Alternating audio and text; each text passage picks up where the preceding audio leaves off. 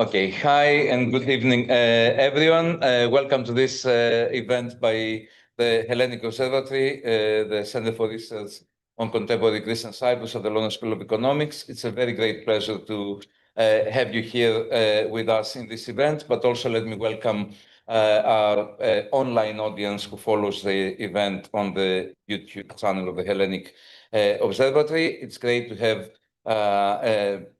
you here, and also let me welcome the representatives from the High Commission of Cyprus, the Greek Embassy, but also the community here, the Cypriot community here in London.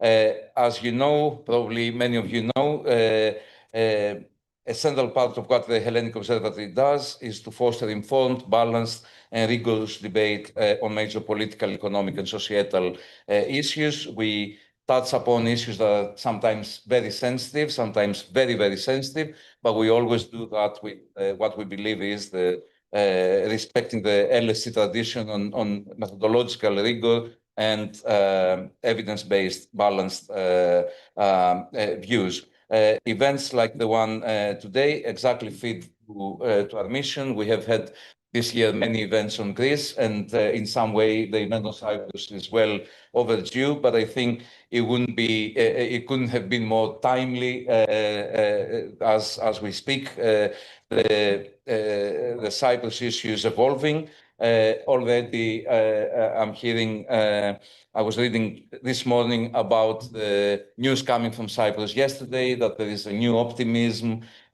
cautious optimism, but still optimism about the prospective possible resumption of talks. And I think a broader consensus that things are getting a bit more mature, more serious about sort of creating a new dynamic for a new dialogue, at least, if not a resumption of talks. And of course, the situation is not just coincidental. We have developments both in Cyprus, electoral outcomes in the north and the south, but also we have developments around Cyprus, if you want, with everything happening in the Middle East and in Ukraine, a new geopolitical dynamic that doesn't, of course, necessarily directly implicate Cyprus, but also opens up questions about unresolved conflicts and reconciliation, constitutional arrangements, and so forth, that are at the very heart of the question of Cyprus. And we've seen not only, if you want, the demand side of this, that there's a need for that, but also the supply side. We see a renewed effort and some urgency also from international organizations, the United Nations, that actually seem to be more and more engaged. And I think the presence of the European Council, or the Council of the European Union, by the Republic of Cyprus has also helped to put a bit more visibility and urgency to the whole issue. So it's against this backdrop that we pose the question, which is central to our event tonight: can new prospects essentially overcome old challenges? We know, and we've been debating for a long time, probably some people in the audience more than I have, but we've been debating for a long time all the constraints, the problems, the resistances, the difficulties, institutional, emotional, political, perhaps even economic, that keep the conflict frozen, if you want, or keep us away from the solution. It is interesting now to look a bit more forward and think what are the different dynamics that develop and how and whether they can help overcome the old challenges. These are existing challenges, but also challenges that need to be overcome. Now, to help us unpack, debate this issue, we're very, very privileged to have with us an expert panel of speakers, bringing complementary perspectives from political science, conflict analysis, and from economics. And they will help us together, so they will navigate us to a discussion on which I will invite you also to participate as audience. I will not give the long CV versions of the speakers, but just to say that our first speaker would be Professor Neophytos Loizides, who's Professor of International Conflict Analysis at the University of Warwick, probably known to pretty much everybody in the room, but very much invested onto the topic and very much linked with both the academic and the policy side of the Cyprus issue. Our second speaker is Dr. Sinem Arslan, who's a visiting fellow here at the Hellenic Observatory. Sinem was previously at the University of St. Andrews and the University of Essex, and she is doing very important and very inspiring work on the Turkish Cypriot community and the relation with Turkey. Our third speaker moves away from the politics and the conflict studies and comes from economics. Professor Alex Michaelides, Professor of Finance at Imperial College Business School, and he's done work also on the Cyprus unification issue, some in the past, but also increasingly, I hope we'll see more of it in the near future. So these are my introductory remarks. Let me tell you a couple of housekeeping things. We'll have the presentations by the speakers. Perhaps a little time will take for the reflective discussion among the panel, and then we'll open it up to the floor. You'll have the opportunity to ask your questions. When you please ask your questions in the form of a question rather than a long manifesto type of statement, and try to identify yourself very quickly, so some sort of notion of affiliation, and then we will want to spend more time for more questions rather than long, as I said, statements. The event is being obviously broadcasted and will be recorded. I think there's a hashtag that is called LSE Cyprus. Very good. Hashtag LSE Cyprus for those versed on social media. And that's all for me. We will follow the order of in the order I presented the speakers. So let me invite Professor Neophytos Loizides to the floor. Thank you very much.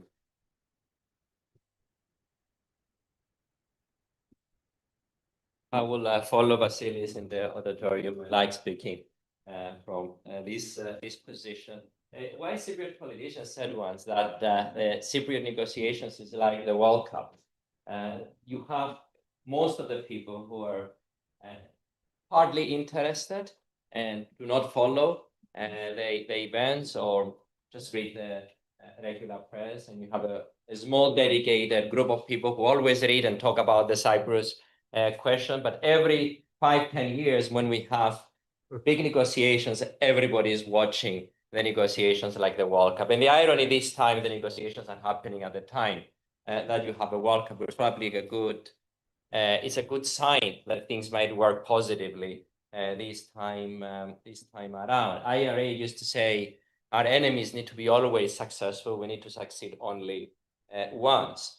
So in terms of the Cyprus negotiations, what we know so far in the past few weeks, we know that the United Nations are starting a new process. When I was in New York last week, I heard that Cyprus is one of the 2 priorities of Antonio Guterres before he leaves and hands his position to his successor, possibly a woman from the Americas. There are, of course, the dark horses. We don't know who might be eventually selected, might be surprised with an appointment. But the effort is either to bring a solution to the Cyprus problem by the end of the year, which for many of us sounds a surprise, why so quickly, or reach a level of agreement, a strategic agreement that would enable his successor to do so successfully, and he himself receives some of the credit. We don't know the specific motivations why the UN is pushing for that right now. It might be for sure the legacy of the United Nations. The UN might have some regrets of how they handled Crans-Montana. We can discuss who is to be blamed for Crans-Montana. We can do an autopsy of the negotiation, not only from the positions of the side, but from the methodology of the negotiations that the UN has used at the time. One key motivation for the United Nations is that, according to them, there is a change in the position in Turkey. So there are questions about Turkish foreign policy that Sinem and Alex will answer in terms of economics and geopolitics. Why Turkey now, and what are the incentives? And do we have enough in the table for Turkey to change its position? From our side, we've been talking to the UN for more than 5 years now, telling something very important that most people are not aware of. that public opinion in Cyprus in both communities has been changing over years, and that we have seen an increase in the support for federation.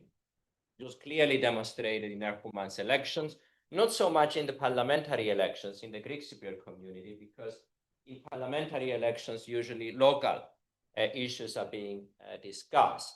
But this is something we have seen for years now, and matters significantly. So for the first time, if you wish, in recent history, the Cyprus negotiations tick a lot of boxes. Public opinion being in favor, or at least not being against. Or if they are totally against, there's no point in having negotiations. If people are so and so and ready to tolerate solutions, then the endorsement of political parties will make it easier. But if you have the incentives that are coming from the international community, you're more likely to succeed because people are not unconditionally against the settlement. The second box you take is Turkey's. Turkey not saying no.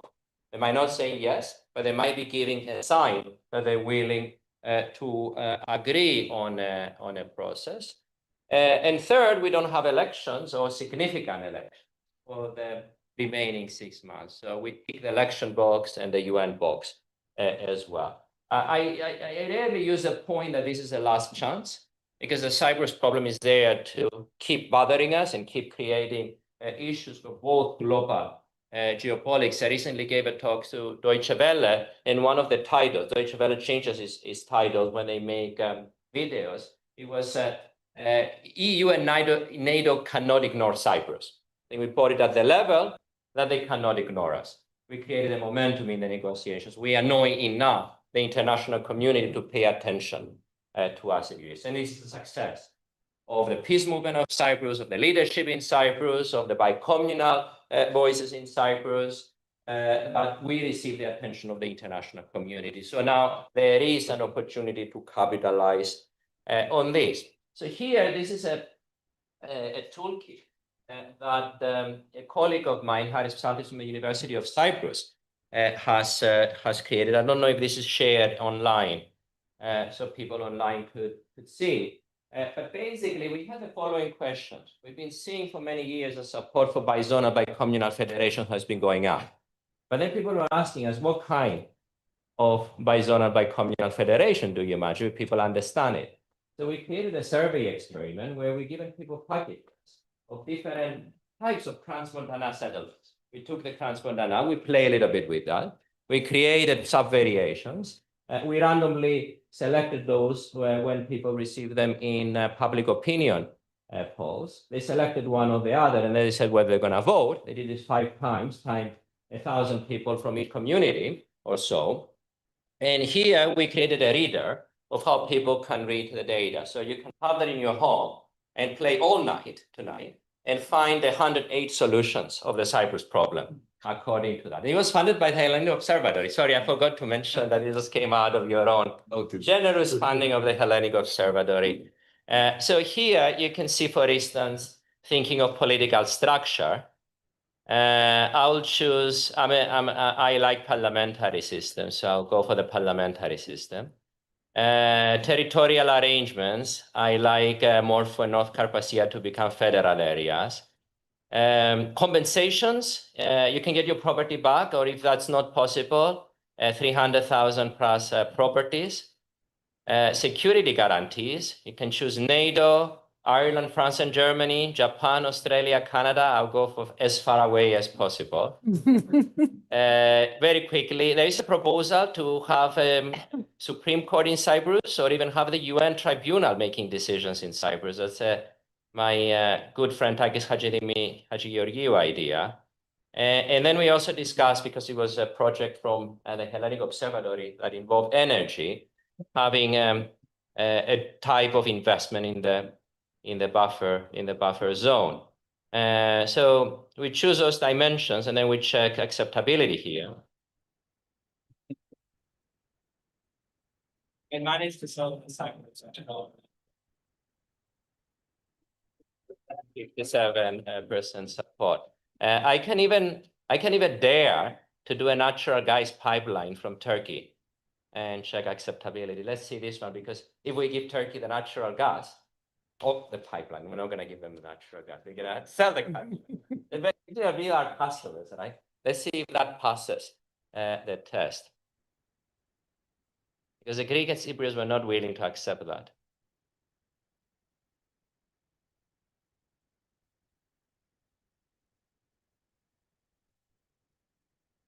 I think it did update the result. It did update? Yeah. Oh, okay, so it reduced a little bit the Greek Cypriot, but it's still within the zone of possible, within the zone of possible agreement.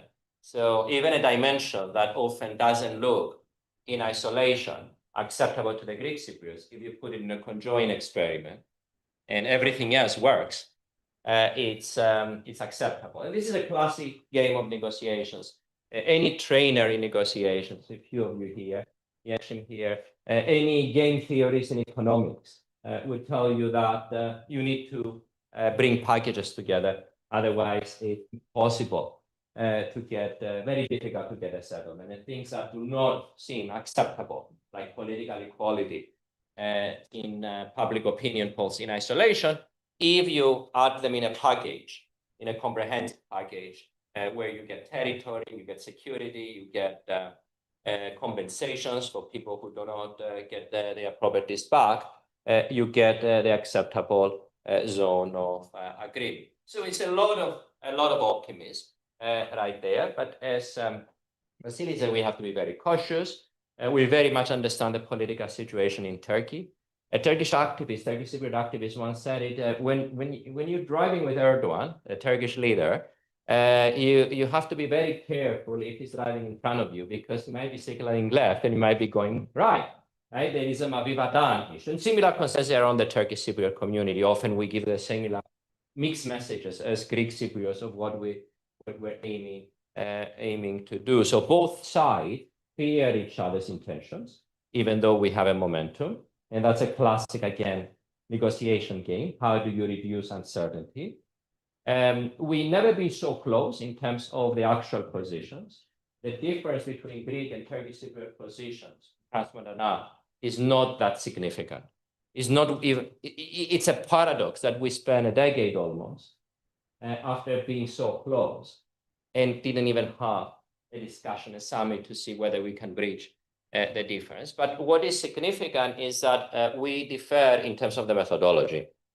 The Greek Cypriots would like to see a restart of the negotiation where it was stalled. The Turkish Cypriots want to see a new methodology where there are guaranteed consequences for the side that does not deliver in the talks. And that's where we're discussing right now. That's the purpose of the whole thing. It's a classic uncertainty game where the sides do not trust each other. We have a question of trust. The Greek Cypriot side is mostly on the implementation side. On the Turkish Cypriot side is more on the adoptability side. How do we adopt an agreement if we know that the Greek Cypriots might let us down again?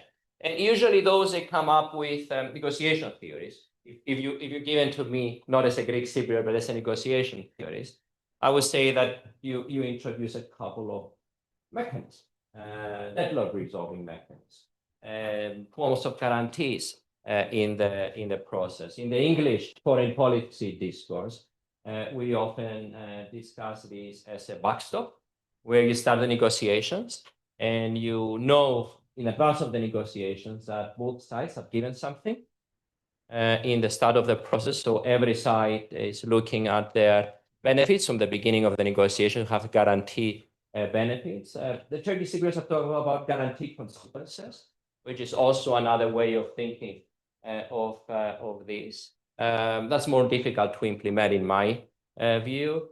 Others say that we don't need to think so much about those types of guarantees. We need to discuss a lesser procedure and restart the negotiations, because if we haven't talked about the Cyprus negotiations for such a long time, there is a problem with re-engaging with the public. And in fact, one of the efforts in the current negotiations is to bring in the citizen assemblies, bring the citizens in the process. This is one of the major progress points in the negotiations. We're going to have civic assemblies. You might get a phone call anytime by your leader who say, you're going to represent Cyprus in the negotiations. And you're going to spend 3 weeks discussing the Cyprus questions with Turkish Cypriots. And whatever you decide, you're going to get the chance for us, we're going to give you the chance to shape the negotiations. This is revolutionary for the Cyprus negotiations, but it's not unprecedented. I've been involved in places like New Caledonia, where things like that, or Bosnia, where things like that are being introduced right now. But for us, it's a new method, it's a new approach to deal with this. So my prediction of what to conclude, of what I think it will happen, I think it's more likely to have some kind of mixed method summit in the next few months, where all these are going to be discussed, and maybe the best idea will prevail at that. Thank you.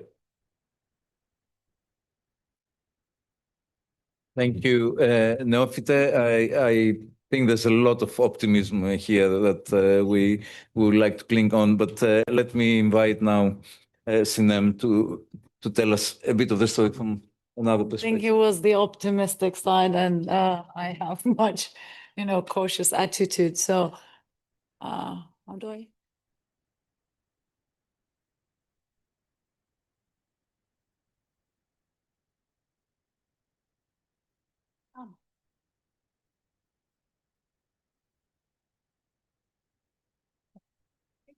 Yeah. So hello everyone. So yesterday's meeting between UN envoy Mariangela Holguin and Cypriot leaders, and together with the announcement of the expanded 5+1 meeting later this summer, actually, renew hopes about, revived hopes about a renewed settlement. Yet for many observers, including myself, Ankara's support for the renewed diplomatic engagement appears somewhat surprising. For many years, in the past, Turkish government have supported major reunification initiatives. In 2004, Ankara strongly backed the Annan Plan, contributing to the 65% approval rate of the plan. In 2014, it was Ankara that persuaded Derviş Eroğlu, who had been highly reluctant to support a joint declaration with Nikos Anastasiades. Again, during Crown Montana process, the Turkish government agreed to discuss the future of guarantee system. However, the development since the collapse of Crown Montana, actually, Turkish approach to Cyprus appeared to move precisely the opposite direction, with Turkey consistently backing a two-state solution and expanding its intervention in the north of the island. Based on 3 years field work in the self-declared Turkish Republic of Northern Cyprus and 70 in-depth interview with Turkish Cypriot politician and public opinion survey, my research examined Turkish Cypriot perception of Turkey's changing role in the island, and with some implication over the reunification effort.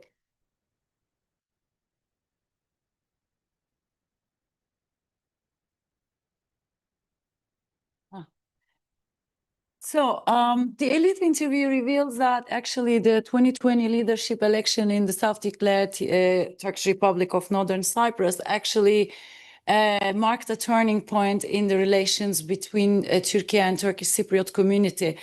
Well, actually, we knew that Turkey's influence has increased in the north of Cyprus since 1974, and actually this turned into a dependency relations since the unilateral declaration of independence of the de facto entity. And also we knew that Turkish government actually interfered in Turkish Cypriot politics.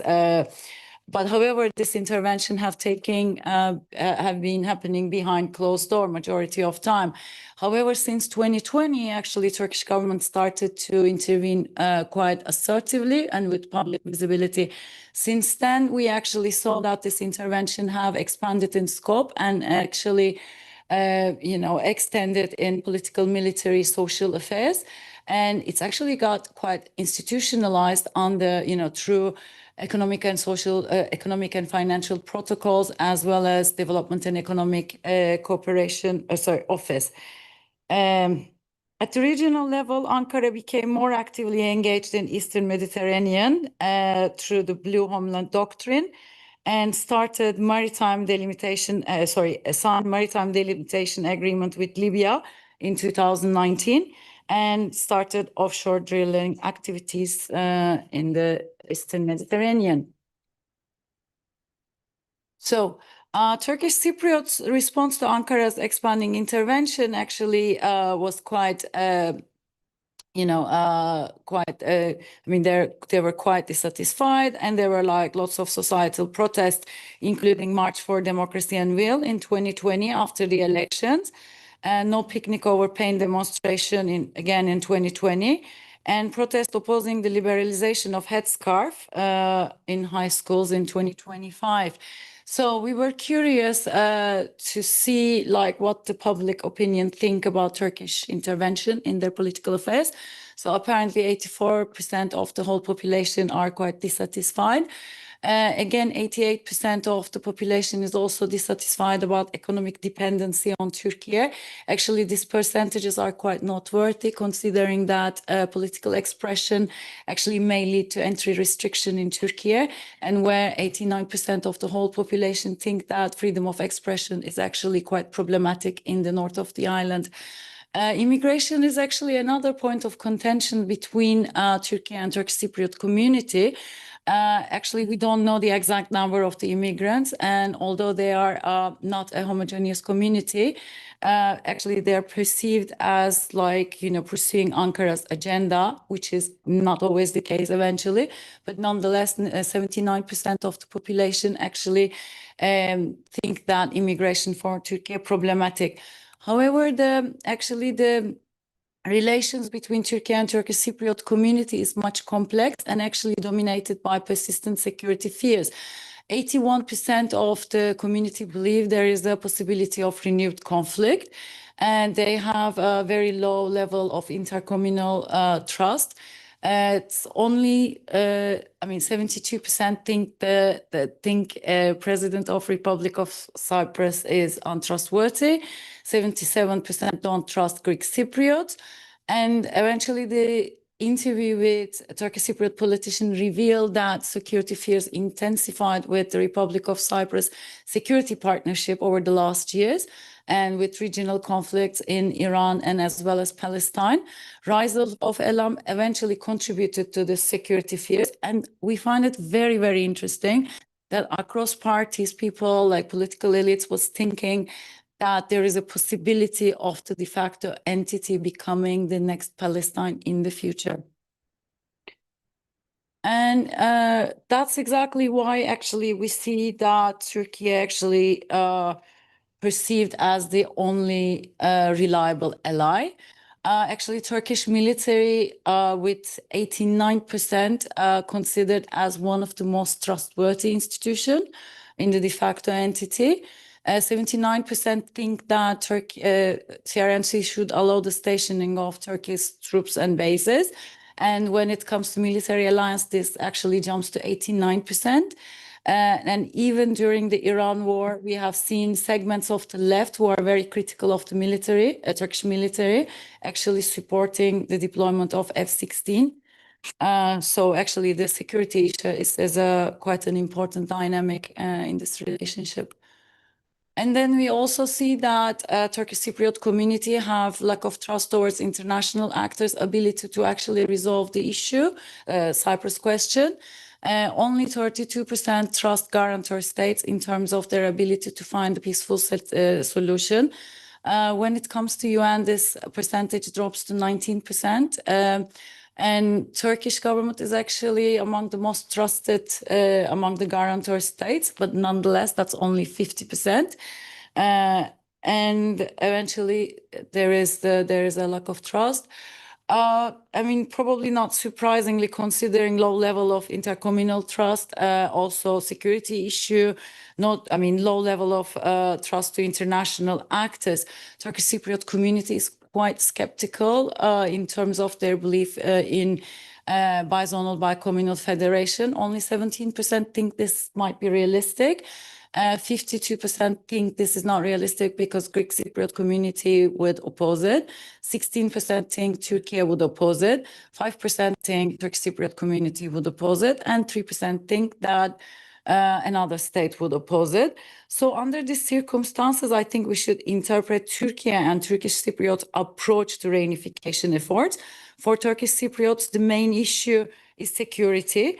And apart from being the guarantor or the dependency relationship, Turkey is seen by, I mean, even the segments of the left as the most trustworthy ally. So this should be taken into consideration. And also there have been quite a disappointment about former reunification efforts, how this hasn't been concluded. So Erhürman's methodology, which actually requires talk to be based on political equality, built on previous agreements, have a clear timeline, and ensure that failure does not lead back to status quo should be understood from this perspective.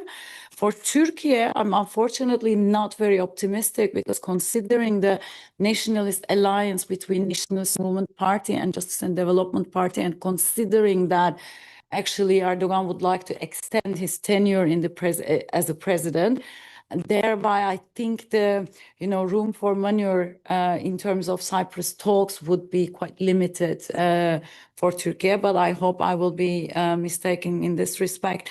So I think while the recent diplomatic developments have created a cautious optimism, renewed settlement effort will need to address Turkish Cypriot security concern, political equality demands, and broader regional and domestic politics shaping Ankara's approach to the issue. Thank you very much. Thank you, Sinem. Very interesting and very well timed. I guess this creates a bridge because there's the security concern that brings the Turkish Cypriot community closer to Turkey, but also the economic concern that has seemed to pull them further apart. So, Alex, I guess that passes the floor to you to talk to us about the economics of reunification. Yeah, so thanks. This is so I come to it more from the economic/finance side, and I'm going to air my frustration with the processes. So, kind of, if you look at the Cyprus problem, every 10 years there's a big negotiation. These are kind of so now we're in the last one. Now, the problem is that in between these 10-year periods, my view is that they're not used as transparently and as productively as they should be, in the sense that there's a lot of complex issues from the economic side that you need to convince people that are going to take a big leap into the new united Cyprus economy, that they need to take that leap. So you need to convince them that they're going to be better off, which is obviously what you start thinking about Palestinian conflict. That's not a very good way to look forward, and that doesn't exist only on the Turkish Cypriot side. It exists, I think, on the Greek Cypriot side. So the most fundamental problem in my mind is that people are afraid, and it has been mentioned in the past when these things have been discussed, that there is an irreversible decision. Once you sign, you go in one direction. You cannot, backtrack. If things go wrong, you're stuck, and you don't. So therefore, you need to. This irreversibility has a name in finance. It's called a kind of a real option. So when you have a lot of uncertainty, there's value to waiting, basically. So you need to take smaller steps, and then, or at least, so there's incremental changes, and then over time, or you think better, or you think more, or you explain to the electorates what's the feasible way forward, and you think as much as possible of all the possible things that might happen that could go wrong, and then you try to figure it out. And my problem as a citizen, but then also as a, thinking through these things, is that the discussion has not been as convincing as it should be, in the sense that there's not much economic content. And I don't think, and this is not a negotiation between, when you are in the negotiating table, this is kind of a public discussion I'm thinking about. So you shouldn't be worried about it. So I'm going to give four examples of this, progressively getting worse. So the first is this presidential system. So there's different ways of designing presidential systems. So this goes into the idea that, there's a Daron Acemoglu and co-authors won a Nobel Prize for the importance of institutions. So you need to think about the institutions very carefully when you're designing these transitions. So the institution here would be, how do you design the presidency? Do you do a Swiss model where you have 7 people and one top guy where they decide things, which was kind of more like the Annan plan, or do you go with a go with a rotating presidency, for example? Those are two examples.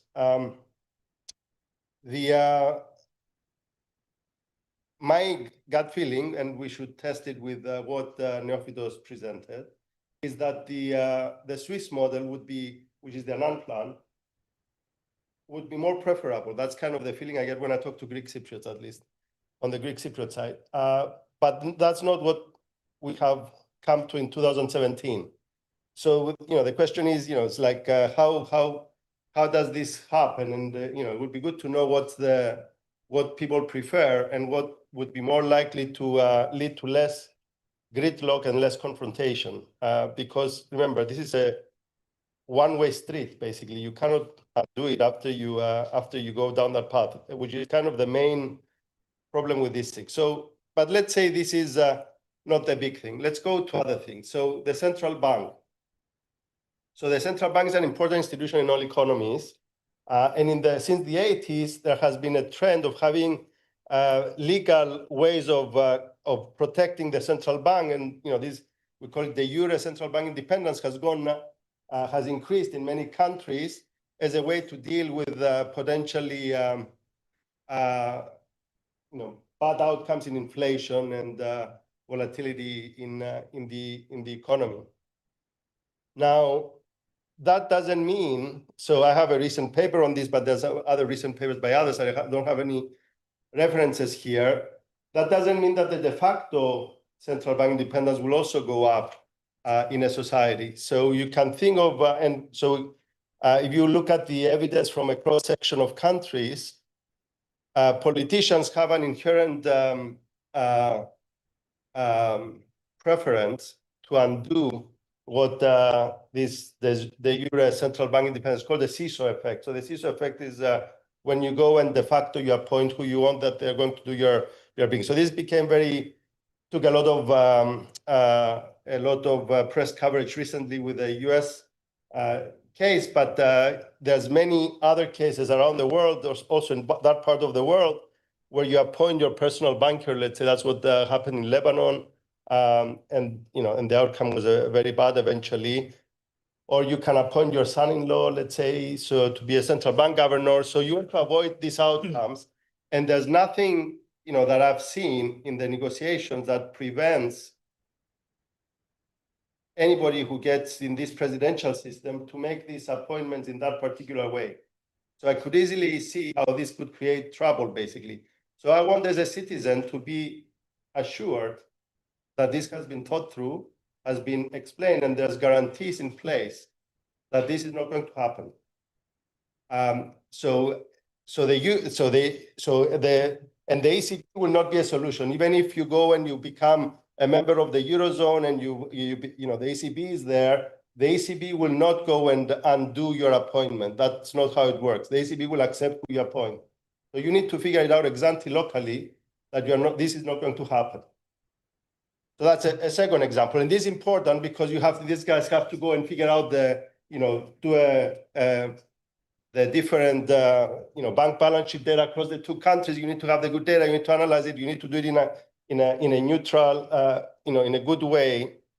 So that's issue number 2. Issue number 3 is the federal debt. So there's a classic problem in federations. So Belgium is the one that is the classic example where debt to GDP always goes up because you cannot agree how to constrain expenditures. I've seen nothing in all of these negotiated agreements of how this is not going to happen in Cyprus. So in fact, if you go and look, especially on the Turkish Cypriot side, it's not even clear whether the grants that Turkey has given to the Turkish Cypriot side, whether they're considered debt or whether they're just grants, whether just help that is not going to be, needed back. Even if you agree on that and you figure out something, you need to have some constraints. So you need to design this before you negotiate. But because for some reason there's no economist in these negotiations, and this applies also to the UN, there's not much understanding of how these, Maastricht type criteria, which I have here, are going to be implemented. So this is kind of repeating. So it's not exactly clear right now whether the financial aid from Turkey is treated as debt or grant on one side, for example. There's hidden contingent liabilities through the banking system. And that was the 2013 Cyprus crisis, where you had a lot of assets that became, that the state had to manage to bail out, and they couldn't. But that could also happen with state-owned enterprises on both sides. So therefore, you need a clear analysis of where you stand on both sides before essentially deciding on a merger. So you need a due diligence project because you're thinking of it as a merger. So you need to do it in a transparent, independent way. So this needs to be done to convince both sides of the stability of embarking into the unknown. So recall this real options approach that predicts very strongly that there is value to waiting in the presence of significant underlying uncertainty in the value of a project. So that's kind of, so you need to, and I think in the back of the minds, people have the correct intuition that in the face of all this uncertainty, you need to convince them that they need to take the plunge, but you need to show them the evidence. And the most difficult problem, I think, which requires a lot of data and a lot of work, and that's why I think this 10-year intervening period should have been used in a productive way, is how to deal with these property issues. So there's monumental changes in land values since 1974. It's not clear who owns what, whether there's mortgages on these properties, foreign buyers, domestic buyers. Then you need to think about potentially designing a tax system that will have some redistributive mechanism, because if this works, land values will go further up. Potentially, this has a large potential fiscal cost. So you need to think about a clearly and credibly financed mechanism. Is somebody else going to come and give you the money as a foreign donor, which, given everything else that's happening in the world, why would they give it to Cyprus? Not obvious to me. So you need to think about all of these things and have a credible plan about how these will work. So you need a lot of detail in the data sets, basically, to think about how this property fund will be designed, and again, going back to the central bank issue, if you're going to design a property fund, it's potentially going to be a federal fund, potentially it's going to have some fund managers. These fund managers should be appointed in a way that it's not politically biased, basically. So it should be appointed, so there should be some mechanism of figuring out on both sides that these people can get along and they can talk to each other and can reach decisions, basically. So the process for these appointments goes the same point as the central bank appointments.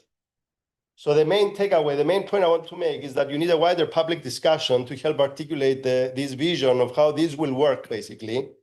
And I was hoping there would be some more time, actually, to have a transparent, like a technocratic kind of groundwork that will have through a public discussion, which is a bit similar to what Neophytos presented, but have it more on the economic side to convince people that this will not break down. Because I do think that, and these institutional details matter ex ante, you need to figure it out ex ante in a transparent manner rather than after the fact. And that's kind of the main uncertainty that people have in mind, that fear. In my mind, people fear that things might become it's not just the Turkish Cypriots, I think, that fear about Palestine. They might be more explicit in saying it, but the Greek Cypriots also fear that, in the sense that it's very hard to think about how these will merge and not break down, basically. So you need to figure out all of these, at least have a plan of what might happen and how you're going to react before this happens in a credible way, which is difficult, but it's something that needs to be done. And it's not obvious to me that, with the partial information I have, it's not clear to me that this has been discussed on the, from the economics and finance side in the negotiating teams. And that's all I have.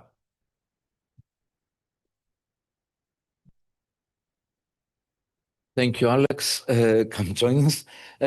Before I open the Q&A, can I ask one question to each of the speakers, or use my prerogative? And ask the first question. So, Alex, in relation to your presentation, I think one of the assumptions I make for, whenever the Cyprus issue is resolved is that you will need some sort of developmental aid coming from what is now the Republic of Cyprus to the north.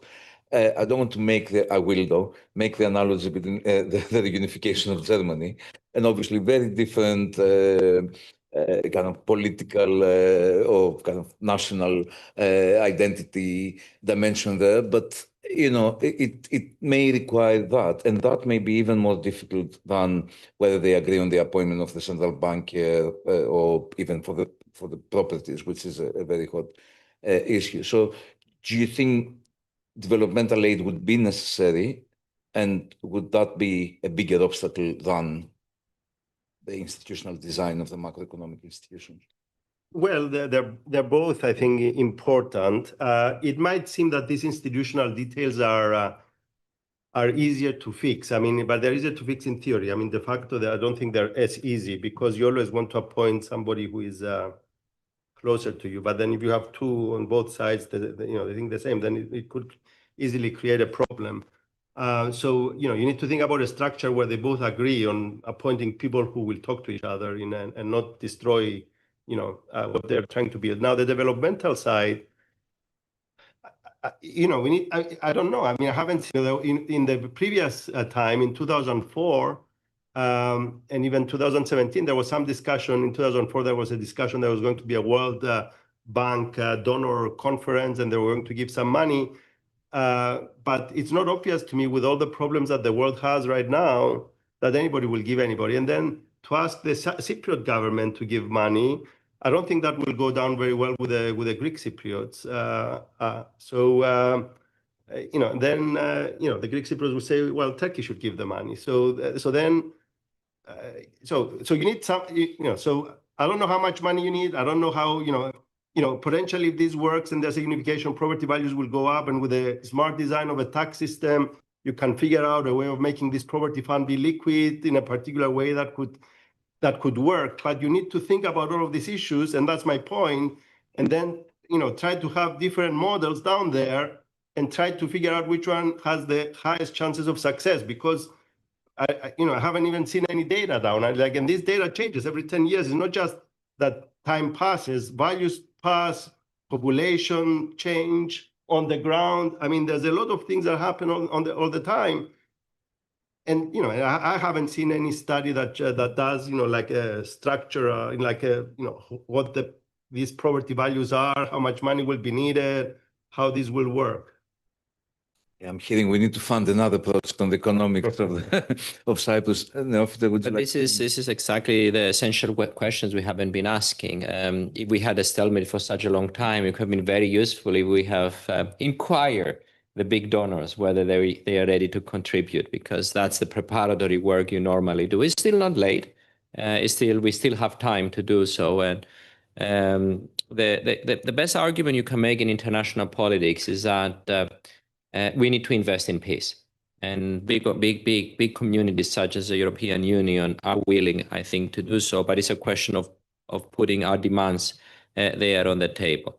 Now, federations have ways to redistribute wealth, and usually this is through their tax system.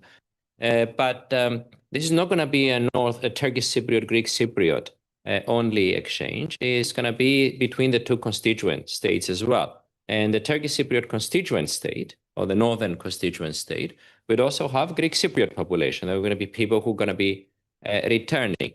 Now, most people don't know that in federations, you could be working in one side of the federation, but residing on the other side of the federation. Where do you pay taxes in? Where you get your money or where you live? Does anybody know? Where you work. In every federation is where you live, because that's where you get services, right? So if tomorrow 50,000 Greek Cypriots return to the north, that's the financial aid you need for the Turkish Cypriot constituency. Most people don't know that. I mean, this will come automatic by the virtue of return.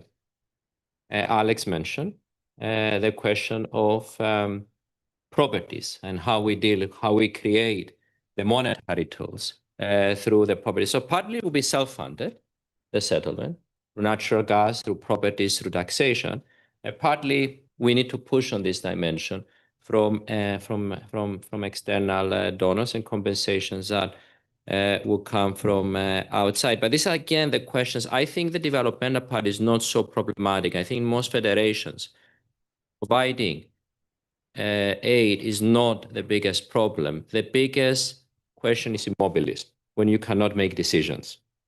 And this is what Alex hinted with a presidential system and with a weak deadlock mechanism that we had in many federal systems. Some of the ideas, and you can decide in this room which one you prefer. So imagine a scenario where we have a major financial crisis, like it happened in 2013, and we need to make a decision and we cannot. Like, take that counterfaction. The decision could be made either by lottery. Right? That's one of the issues that was discussed. It could be made by the sitting president, which means that if he happens to be a Turkish Cypriot, he can make the devastating decision. The Greek Cypriot could. And for the Greek Cypriots, that's important because the Greek Cypriot side contributes maybe 80% of the population, but 90% of the economy. So it's the biggest stakeholder in there. Or it could be done by some kind of arbitration where the needs of each side are being taken into consideration. So these are the options you have when you're dealing with these situations. If you ask my opinion, I'll go certainly with arbitration. I wouldn't leave it to luck. It's too risky. I wouldn't leave it to the sitting president. I will go for a neutral body that I know it will be trusted. But these questions are a marathon. Sometimes in negotiations, you need to convince a lot of people about institutional design.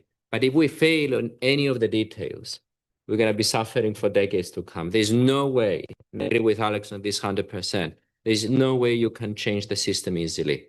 Because once you agree on something between the two communities, you will stick with the consequences. I think all the work has to be done now. Experience on this one. Every country, yeah. Can I bring Sinem into that? Because you mentioned the issue of security and how much the question of security changes the perception of the Turkish population in favor of Turkey, even if they find Turkey to be too interventionist and so forth.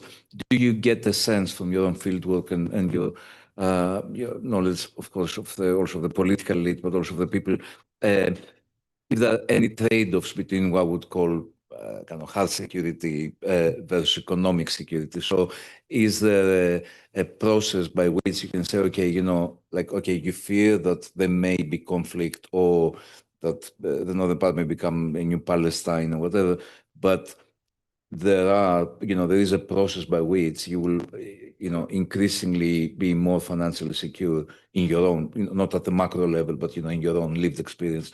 Would that create a trade-off that would shift population more in favor of reunification? Don't think so. I mean, my observation, I don't think so. I mean, to be honest, I wasn't expecting the security fears to be that pervasive and that high. And I wasn't expecting, to be honest, to hear from across the political spectrum, we can be the next Palestine. Or I was, I was observing left-wing politicians who are quite skeptical about the presence of Turkish soldiers and troops. But then all of a sudden during the Iran war, it was thank to Turkey, there are the F-16 and so on and so forth. So I don't think there is a trade-off. I absolutely don't think so. And I think that I think that one of the major issues is how to tackle with the security issue, because I spoke with one of the leaders of the Turkish Cypriot community, and I said, well, there is this presence of UN peacekeeping forces, but then why these Turkish soldiers are so trusted institution? So, and he told me that, Sinem, because when there was conflict, it was Turkey who actually, relieved the security concerns of the community and not the UN. So I think there is no trade-off here. That's my observation, at least. We can open it up to questions. Please indicate your comment if you would like to ask a question. So I'll start here with Bernard. I think there's a microphone next to you that you may. Yeah, Bernard Casey. Yeah, I'd like to ask about economic relations, but also social relations that are. Certainly, when I was sort of doing work in Cyprus, one of the things I was very aware of was cross-border labour movements, and there was a lot of that. I don't know because I have not looked recently, but does that still exist? That had its own economic implications because people were actually contributing into a social insurance system in the south and yet living in the north. That had its own implications for how things were going to be organised in any kind of future joint state, dual state, or whatever. But actually, the fact that people were moving across the border and working next to one another has some kind of implications for their relationships and the trust and confidence they have in doing things with one another. So I wondered, from a social and an economic and a political context, you could comment upon that. Thank you. Would anybody like to take that? I mean, my understanding is that there still is some. I mean, there's there is back and forth across the two. I guess since 2003, I guess, but has gone up and down. I guess. I mean, it's still happening. I guess. I don't know. Do you have any more info? Did you ask in your survey about this or no? No, we didn't go into that detail because the numbers are very small. It wouldn't be captured by the survey. Have you looked into it or like? No, it's not in our surveys, but I mean, I asked during the interviews eventually, like how, like how they perceive the, the Greek Cypriot community, like, because they're like, they pass. And so basically what I heard is, I mean, there's this more pro-peace community, and they were already, supporting reunification. But apart from that, I mean, those who are actually supporting the two-state solution, yes, they actually, travel, cross-border, but then they said, you know what, but in the evening we come home. So I don't know if it really contributes to a positive, perception, because the security fear, it's there. Another question at the back.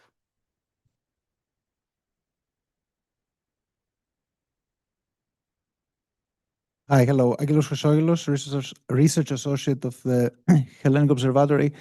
I have a bit of a question that goes a bit beyond the presentations, but I'm just interested in asking it because we recently had elections in Cyprus, in the Republic of Cyprus, and which was for years known as being one of the most structured, perhaps the last major structured party system in Europe, where established political parties really matter to the people that were able to structure the electorate. We're seeing really important changes now, changes that perhaps go even beyond what happens in other democracies. I remember from 2004, the referendum, how important the positions of political parties were in guiding the perceptions of voters there.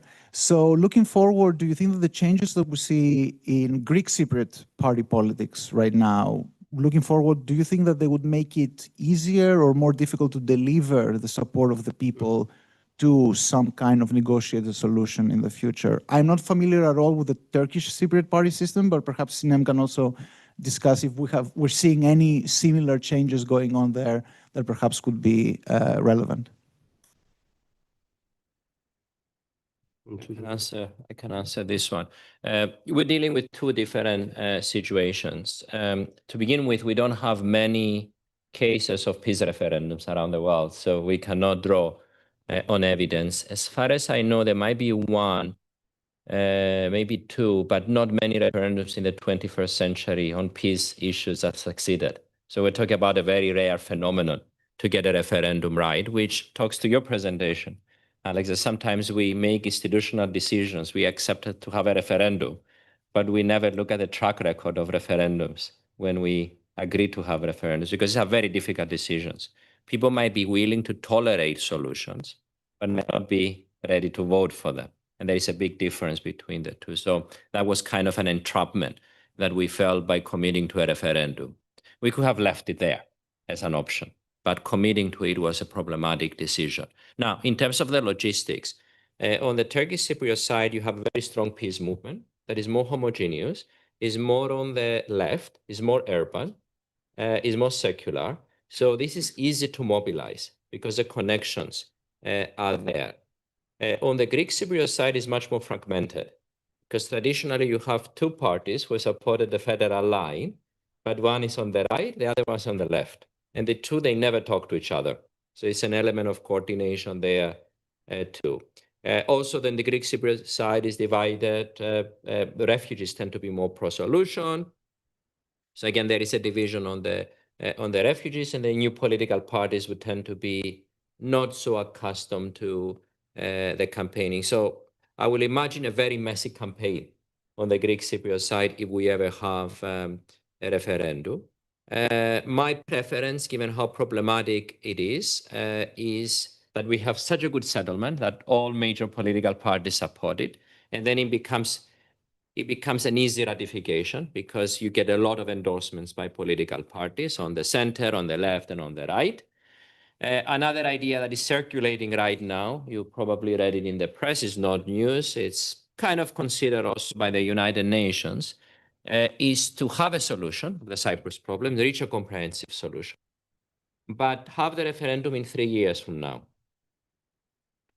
And in the process, we start some big steps, such as direct trade that the Turkish Cypriots want, some territorial readjustments. We have the return of Varosha, and then we have a referendum in 3 years. If the referendum succeeds, then we move to the comprehensive settlement that we agree. If it doesn't, then whatever concessions will happen until then, they stay. So the Greek Cypriots keep Varosha, the Turkish Cypriots keep direct trade. This is high risk type of arrangements, but they're trying to bypass the referendum risk. They're being debated. They have both pros and cons, and they have alternatives as well. So that's consistent with this real options approach, that you take some steps actually to reduce the uncertainty, and then you take the next step. Basically, that's kind of an implication of this real options approach. Comes out of that, actually. You can claim that the model will predict that, actually. So that's kind of consistent with that way of proceeding, actually. Provided that you have the right management of spoilers. No, that's true. In that 3-year period, then it works very well in theory. Yes. Yeah. And do you think parties in the north can mobilize and keep the coherence of the voters in supporting, a solution that is going to be put forward? Yes, I think, there is a increase, in the north in any case, because, they're very unhappy about the status quo. So, I think that the situation there is more hopeful in terms of, reunification. Yeah, potential for trade-offs there. There is some potential for trade-offs. No, but one thing I would say to that question is a good question, because you have a lot of I would call them upstarts, basically, who are contesting a market essentially on the political dimension, and they're very successful. But I think part of the reason they're successful is because they're saying the obvious, which is, why is this like this? And I'm challenging that. Why is it so difficult to sign up to vote? And it's like then the guy has a point. It's like I have a problem with that as well. So then, so if you think through all of this, if it's correct, the hypothesis that people do actually care a lot about their economic well-being, and they're scared about taking this step, like rapid step, without things being explained to them and without having a credible, detailed, well thought out plan that is at least credible, like what Neophytos just said. Sounds like a reasonable thing to try, but but it hasn't. It's the first time I hear about it. So then, in Cyprus, the people might be more willing to try something like that. Then that will have broad support across the population, not the political parties, in the sense that it's something that could work. You can if you have people who can present it well and explain that this has a chance of working, I think it could generate support. But it's easier said than done, in the sense that there's a lot of complications that might arise in a climate of distrust and bad history, basically. So you need a lot of, charismatic people to come forward and also to know the details of these plans to convince people, because people are afraid, I think, of what might happen, in the bad scenario. So I think the political parties manipulate the situation, for instance, in terms of federation, because the right wing, just manipulate and says that, if the federation talks start, then we will be the minority, so, like they don't actually go into the details, what might happen, Okay, we'll take another. So this side is winning a lot in terms of questions. So we'll do questions. Let's move on this side. We'll take 2 questions here. 1, 2. Hi, my name is Isaac Karipidis. I'm a foreign correspondent for Cypriot media. My question goes to Dr. Arslan, which is a practical question. Sorry if you mentioned it, I couldn't hear it. Who ran the research of the data you present? Is very important. How many people they were participated, when it took place, and what kind of method you use to come with this data? Basically, for the public opinion surveys, it was a representative population sampled from 6 different districts in Cyprus. Actually, it was like, I think 400, 473 male and the rest is female. So it's a representative for the whole population. And the interview data, it's actually around over 70 people, including leaders of Turkish Cypriot community, politicians, chief negotiators, experts, and journalists and academics. So I actually looked at different information with different, samples. For instance, with Turkish Cypriot political elites, I asked them about their experience, like day-to-day experience with Turkey's intervention while they were in the office. While, for instance, for the expert, I asked questions such as, like, how this intervention have evolved over time. So to capture the nuances, like how, like what the population think. Yeah, if I can add to that, we now have the introduction of the participatory methods in the Cypriot negotiations. So one of the convergences is that random citizens will be selected, and there will be in rooms like that, Greek Cypriots, Turkish Cypriots discussing some of this issue. I think this is very important because we're talking about random citizens, not experts, people who come here with clear mind. We perhaps give them some ideas, but they decide how to shape the negotiations. And theory of deliberative democracy says that this is extremely useful, and this avoids some of the biases that experts will have. Another innovation is that we now created panels, the Greek Cypriot side. So these are people who register with survey companies, and we can reach them anytime. And you can get results. Let's say we have a negotiation, you can get your results from a survey, again with a representative sample, within a day or 2. And we're trying to extend that with the Turkish Cypriot, funding that with the Turkish Cypriot community right now. So when we get into the negotiations, we might be able to get data very quickly from the citizens. Also, there are a lot of AI softwares that we're using right now, where you can have a dialogue like this. And some of my colleagues at the University of Cyprus, such as Haris Psaltis, are using in assemblies. And AI can give you the consensus of the discussion, which is also very, very important, something that we needed hours to analyze among ourselves. And it came with biases you can use in deliberative discussions. So these are some of the instruments that can bring the 2 communities closer to each other. And we can test a lot of trade-offs, confidence building measures, methodologies, very quickly and with more accuracy. Thank you. My name's Raouf Jundi. I'm actually Lebanese, but married to a Cypriot, and hence a strong interest in the Cyprus issue. My question is a little bit different to other questions. There's been a new dynamic in the region, in that the Republic of Cyprus has got closer to Israel in the past few years, to the point of signing a security alliance together with Greece and Israel.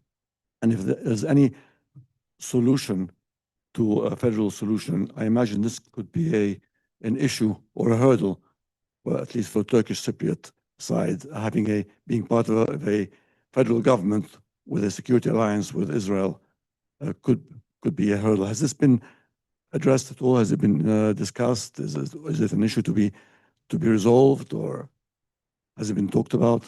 Let me take another question before we Yeah. we need to bundle them. Was there another question from that side? Yes. Wait for the mic. This is the question. The findings. I don't. Yeah, but we need for the audience. The audience online. The hearing. Well, point. You know, I think your research came up with some very interesting findings. One of the questions that would be interesting to us would be that what happens in the event of a new settlement that would require, we don't know yet the proportion, but certainly a proportion of Turkish Cypriots giving up their properties, whatever they occupy at the moment, and relocating. I think the Annan plan had specific timetables for certain areas that would have been evacuated, and that was an issue because there were no guarantees of implementation that made many Cypriots fearful of these promises never been implemented. So is this a real fear? Is this a real anxiety? Is this a consideration by the Turkish Cypriots? I asked actually this question. I was expecting that people would be less likely to support a reunification when they have to return property. But apparently that's not the case. Because I mean, this statu quo is so unbearable for the Turkish Cypriot community. It's around 98% is actually, they simply want a solution, no matter what the solution. So they're willing to actually, return property. This is actually not the main concern. The main concern is, are we going to be a minority in the new, federation? How are going to be, like the security guarantees? So, I mean, we don't want Turkey to actually leave up security guarantees. But then on the other hand, from the Greek Cypriot side, I mean, this is eventually quite not acceptable. So I think that the main issue, I mean, my observation, I mean, it's always the security, it's not the property.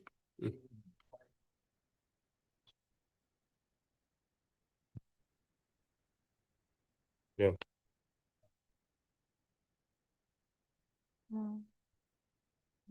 We need to reply to the question about Israeli. the security agreement in Israel. Who would like to? The security on Israel. Oh yeah, the security question with Israel is very important. I mean, we can look to the solution to that, which means if Cyprus reunifies, the Turkish Cypriots will be represented in all organs, have effective participation according to paragraph 11 of the UN report that defines political equality. So that means decisions will be made with the Turkish Cypriots. And given that there is a Greek Cypriot left who is also skeptical on this direction, they would form a natural majority. So Greek Cypriot and Turkish Cypriots together will probably have a very neutral foreign policy. So that will come to a solution. For the time being, any sort of major geopolitical chessboard game in the region always risk of putting both pressure and alienating the other side. So it's a question of how much medicine can kill the patient, isn't it? But I think in terms of the long-term vision, this will be one of the results of the reunification of Cyprus. Cyprus will be a neutral place. Cyprus is too small to influence developments in the Middle East, but it's big enough to inspire similar solutions, peace, reconciliation throughout the region. So that's what we're looking forward in terms of the settlement. Now, in terms of the trade-offs, if I have to see it from a Turkish perspective, that ensures the neutrality of Cyprus. There will be a security backstop for Turkey as well, meaning that Cyprus will never be used for any as a base for anything against Turkey's own security. There could be an arrangement as part of the renewal of the British bases that any sort of information could be shared with Turkey as well, and that would satisfy Turkey's security concerns. There could be some more information sharing among the countries in the region. So all these elements could be built in favor of Turkey, and they wouldn't cost the two communities much in terms of security. Where I see the trade-off is, can we find 2 or 3 major countries around the world that can play the neutral guarantors, implementers in case anything goes wrong? So the same way that I presented a backstop for Turkey, we need a backstop for the Turkish Cypriots, a backstop for the Greek Cypriots, whereas everybody feels secure. And that's what we did with the experiment. We're trying to find 3 countries that are not Greece and Turkey, and we put them in the public opinion poll. And we found that in both sides, even though their preference on the Turkish Cypriots is for Turkey, if you offer countries like Canada, Australia, Japan, they will accept. If you offer NATO, they will accept. If you offer countries in the European Union, they can also be part of the win-win packages. But you need to work on other dimensions as well, because by themselves are not sufficient. So you need to work on the settlement in its comprehensive form and incentivize the entire package. Let me take another 2 questions here, pending one over here in the middle front row, and then the gentleman here at the end. Thank you. Theo Theodorou. We talk about surveys of the citizens and so forth, but I can't see that being the way to a solution only, because as we know, the solution lies with one particular country, Turkey. And I think this is where the solution is. We know that the 2 communities can and will be able to live together. There's no doubt about that if we're allowed a secure environment to live in. No doubt about it. But there are other factors within that. I was going to go into the financial one. We're talking about a BBF with 2 constituent states. That's very costly to run. Very costly to run. Now, we're talking about a population of 1.1 or 2 million. What's our GDP? How are we going to be able to fathom, to find income to cover 2 constituent states, apart from everything else on investment and so forth, which we need? The solution should be a united Cyprus, a simple equation like any other EU nation, whereby it's one nation. No borders, no divisions, nothing. The European Union, take any state or any country in the world. We're trying to reinvent the solution. You can call it a BBF, but what is the content of the BBF? Because if we don't look at seriously these specific points, we're not going to go towards a solution, unfortunately. So I'll stop there, otherwise I have other issues on security and so forth. Untied Cyprus, united Cyprus, but also equal representation of different communities. Ariti, can we have also a question here, last but not least? Thank you very much. Thank you for giving me the floor, Mr. Chairman. Thank you for the interesting presentations.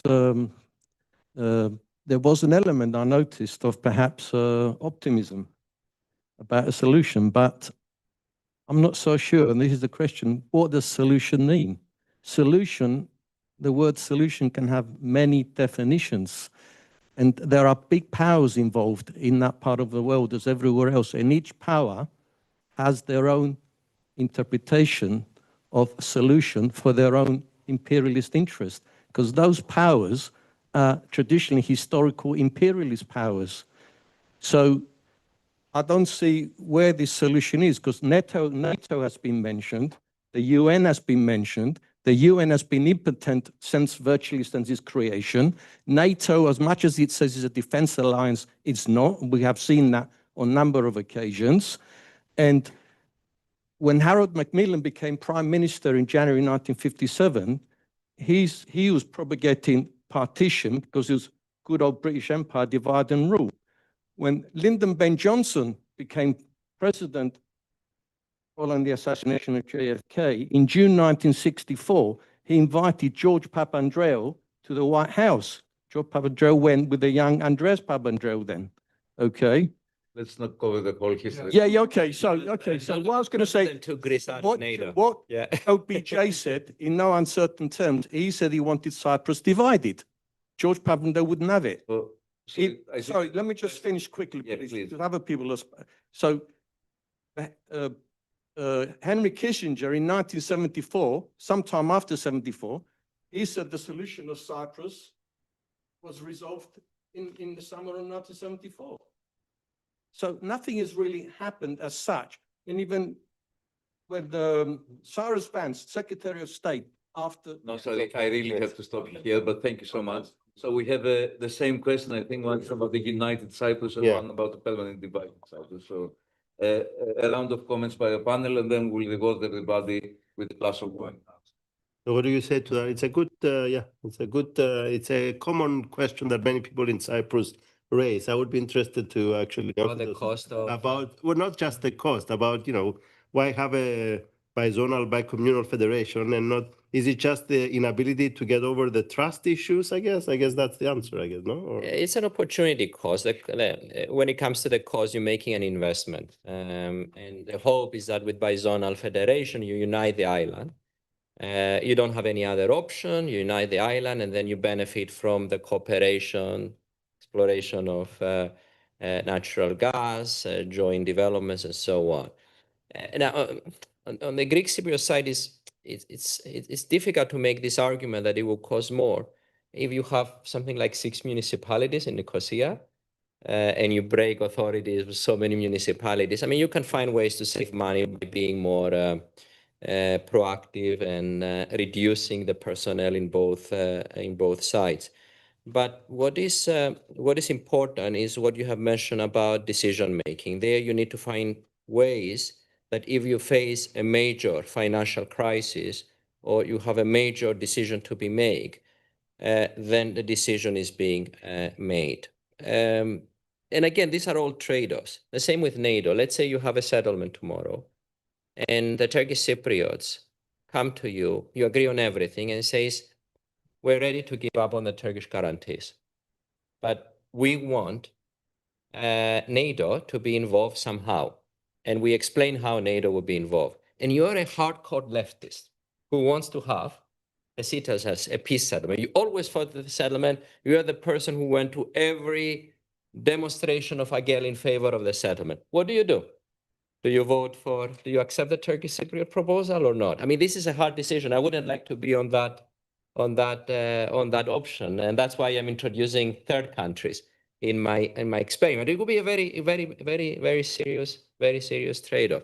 Or if one day you have a referendum and you know that Cyprus will be reunified and tomorrow you're going to be at your home, do you care about whether it's a federation or not? I mean, you just pack your luggage and you move to Cyprus and you take the risk. So it's all trade-offs in life, and this is what we face in politics, in real life.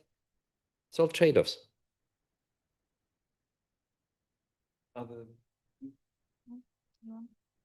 So conditional on having let's accept that you're going to have a bizonal, bicommunal federation.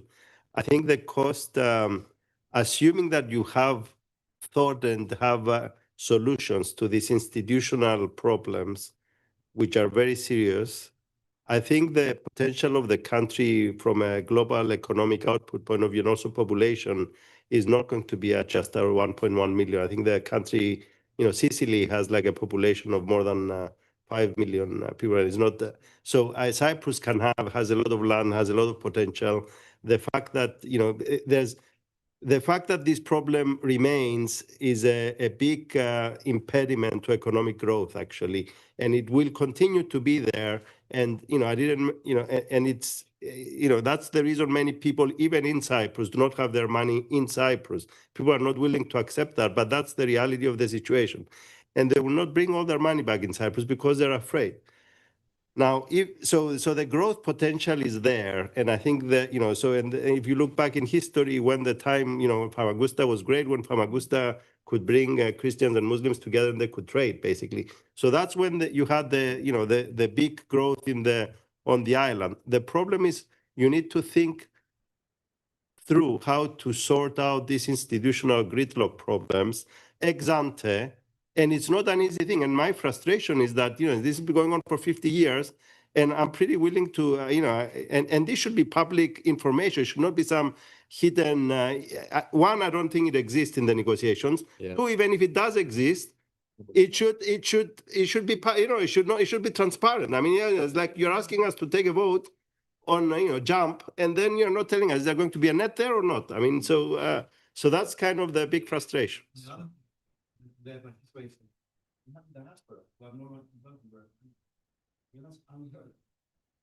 You have refugees all over the world, both Cypriot refugees, but we can't vote for the future in the referendum.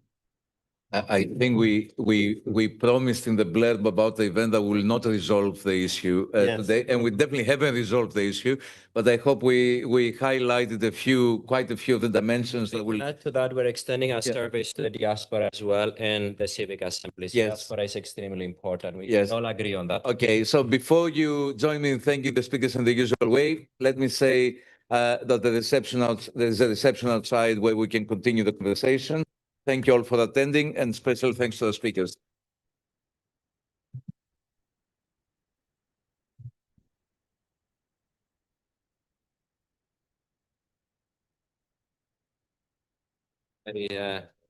Very productive.